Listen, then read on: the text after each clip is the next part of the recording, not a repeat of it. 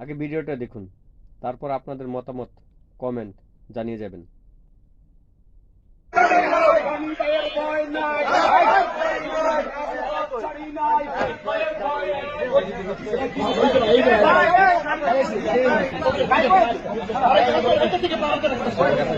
দেখেছেন, ভালো করে সবকিছু বুঝতে পেরেছেন।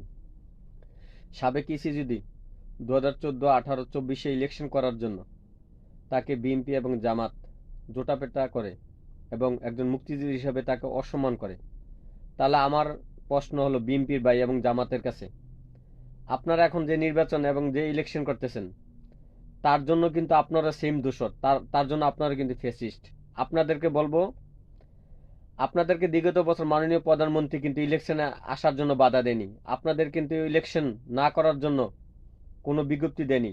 আপনারা নিজে ইলেকশন বয়কট করেছেন, আপনারা ইচ্ছাকৃতভাবে ইলেকশনে আসেননি।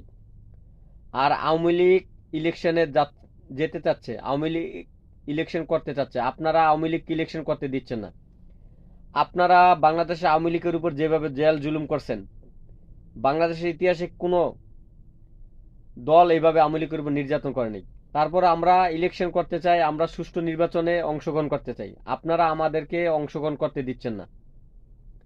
আজকে সাবেক ইস্যু যদি